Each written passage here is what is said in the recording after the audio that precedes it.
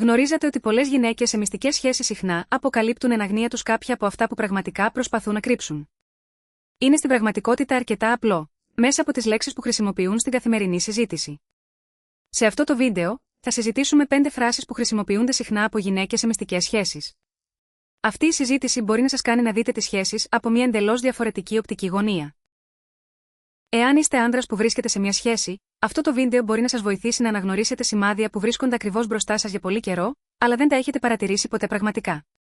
Αλλά πριν ξεκινήσουμε, εάν βρήκατε αυτές τις πληροφορίες χρήσιμες, μην ξεχάσετε να εγγραφείτε σε αυτό το κανάλι και να ενεργοποιήσετε τις ειδοποιήσεις, ώστε να μην χάσετε κανένα μελλοντικό βίντεο.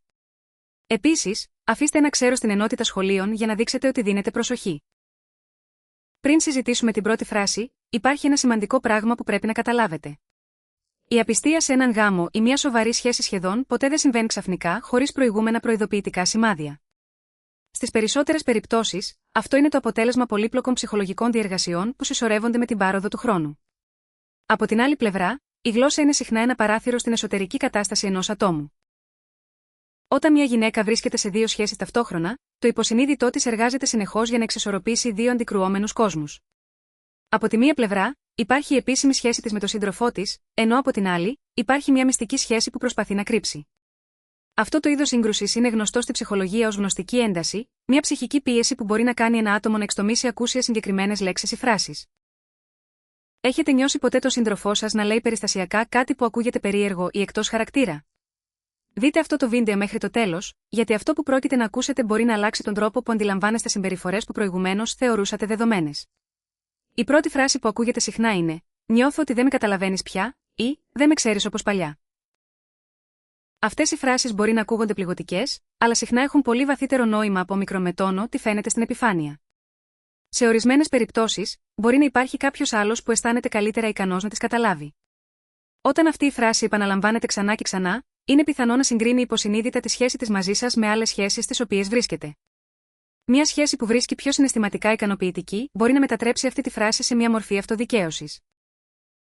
Μόλις πιστεί ότι δεν είστε πλέον οι ίδιοι όπως πριν, η αναζήτηση κάποιου άλλου που μπορεί να σας προσφέρει αυτά τα συναισθήματα αρχίζει να φαίνεται φυσική στο υποσυνείδητό της. Σε αυτό το σημείο, μέρος της ευθύνης φαίνεται να μετατοπίζεται σε εσάς, οδηγώντας να παγιδευτείτε στην αμφιβολία και να αμφισβητήσετε τον εαυτό σας. Ωστόσο, η πραγματικότητα μπορεί να είναι πολύ πιο περίπλοκη από μικρομετόνο ό,τι φαίνεται. Αλλά μην σταματάτε εκεί, γιατί αυτή η φράση μπορεί να αποκαλύψει περισσότερα από όσα φαντάζεστε. Μπορεί να την έχετε ακούσει ακόμη και πριν χωρίς να κατανοείτε πραγματικά το κρυφό της νόημα. Η δεύτερη φράση είναι: «Χρειάζομαι χώρο ή θέλω λίγο χρόνο μόνη μου». Όταν μια γυναίκα σε μια μυστική σχέση επαναλαμβάνει επανειλημμένα αυτή τη φράση, δεν σημαίνει απαραίτητα ότι αποσύρεται από όλους, όπως φαίνεται στην επιφάνεια. Είναι πιο πιθανό ότι παίρνει απόσταση από εσάς ειδικά για να δώσει στον εαυτό της χώρο να διαχειριστεί άλλες πτυχές της ζωής της. Με την πρώτη ματιά, αυτό το αίτημα μπορεί να φαίνεται σαν μια φυσική ανάγκη για ιδιωτικότητα και ανεξαρτησία. Αλλά σε πολλές περιπτώσεις, μπορεί να μετατραπεί σε έναν τρόπο να ανοίξουν ευκαιρίες για να έρθετε πιο κοντά με τους άλλους. Τελικά, αυτό δείχνει πόσο σημαντικό είναι να δίνετε προσοχή στις μικρές λεπτομέρειες που συχνά περνούν απαρατήρητες. Αν συνεχίζει να επιμένει στην ανάγκη για προσωπικό χώρο, αλλά ταυτόχρονα παραμένει ενεργό στα μέσα κοινωνικής δικτύωσης, βγαίνει συχνά έξω, βλέπει τους φίλους του και έχει μια πολύ άσχολη κοινωνική ζωή, τότε πιθανότατα δεν είναι απλώς μια ανάγκη για μοναξιά. Αυτό που στην πραγματικότητα έχει αλλάξει είναι το επίπεδο οικειότητάς του μαζί σας. Κάποιος που πραγματικά χρειάζεται προσωπικό χώρο συνήθως χρησιμοποιεί αυτό το χρόνο για να αναλογιστεί, να γνωρίσει τον εαυτό του, να ανακτήσει συναισθηματική ισορροπία ή να επικεντρωθεί στην αυτοβελτίωση. Ωστόσο, όταν υπάρχει μια ρομαντική σχέση με όταν είστε με άλλους ανθρώπους, ο ενθουσιασμός σας για να παραμείνετε κοινωνικά ενεργοί συνήθως δεν μειώνεται. Αντίθετα, ο κύριος σύντροφός σας αρχίζει να παραμερίζεται. Ένα άλλο πράγμα στο οποίο πρέπει να δώσετε προσοχή είναι πότε αρχίζουν να προκύπτουν αυτά τα αιτήματα. Συχνά, αυτές οι φράσεις εκφωνούνται μετά από στιγμές βαθιάς συναισθηματικής εγκύτητας ή έντονης οικειότητας.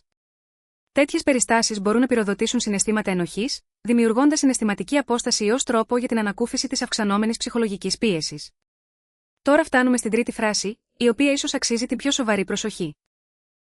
Αυτές οι φράσεις συχνά ακούγονται πολύ λογικές και πιστικές, όπως «Αυτό δεν έχει καμία σχέση με εσάς» ή «Δεν έχει να κάνει με εσάς».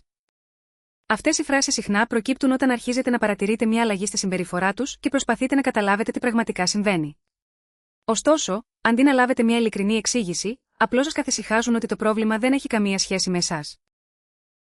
Ωστόσο, σε μια στενή σχέση, Σχεδόν κάθε συναισθηματική αλλαγή θα επηρεάσει τον σύντροφό σας, με κάποιο τρόπο. Όταν κάποιος επιμένει ότι το πρόβλημα δεν έχει καμία σχέση με εσάς, μερικές φορές είναι μια προσπάθεια να αποφύγει να εξηγήσει κάτι που δεν θέλει να αποκαλύψει. Το κρυφό μήνυμα θα μπορούσε στην πραγματικότητα να είναι: σε παρακαλώ, μην εμβαθύνεις περισσότερο σε αυτό. Πολλοί άντρες δεν συνειδητοποιούν ότι φράσεις σαν και αυτές συχνά συνοδεύονται από συγκεκριμένες συναισθηματικές αλλαγές που επηρεάζονται από άλλες σχέσεις. Μπορεί να γίνουν πιο ψυχροί, να δείξουν λιγότερο ενδιαφέρον ή να ενεργήσουν διαφορετικά από το συνηθισμένο. Όταν αρχίσετε να παρατηρείτε αυτές τις αλλαγές και να ρωτάτε τι συμβαίνει, είναι πολύ πιο εύκολο για αυτούς να δώσουν απαντήσεις που δεν φτάνουν στη ρίζα του προβλήματος. Αυτό που είναι ενδιαφέρον ψυχολογικά είναι ότι μπορεί ακόμη και να πιστεύουν ειλικρινά ότι λέγοντας αυτές τις φράσεις, σας προστατεύουν από τον πόνο. Στην πραγματικότητα, χάνετε την ευκαιρία να καταλάβετε τι πραγματικά συμβαίνει. Η τέταρτη φράση είναι από τις πιο δύσκολες στην αναγνώριση επειδή ακούγεται τόσο λογική και πιστευτή. Είναι κάτι σαν: περνάω μια δύσκολη περίοδο ή έχω πολλά στο μυαλό μου. Αυτού του είδους η δικαιολογία είναι μια από τις πιο συνηθισμένες μορφές δικαιολογίας. Όταν ακούτε αυτές τις φράσεις, το ένστικτό σας είναι συνήθως να είστε κατανοητικοί και συμπονετικοί. Ως αποτέλεσμα, επιλέγετε να μην ρωτήσετε περαιτέρω, ώστε να μην φαίνεται ότι προσθέτετε στο βάρος τους. Αλλά εκεί βρίσκεται η ουσία του ζητήματος. Κάποιος που περνάει πραγματικά μια δύσκολη περίοδο, γενικά θα αναζητήσει υποστήριξη, παρηγοριά και συναισθηματική ζεστασιά από τον σύντροφό του. Ωστόσο, σε ορισμένες περιπτώσεις απιστίας, εκφράσεις σαν και αυτή χρησιμοποιούνται συχνά ως δικαιολογία για να δικαιολογήσουν τη συναισθηματική απόσταση που σιγά-σιγά αρχίζει να σχηματίζεται.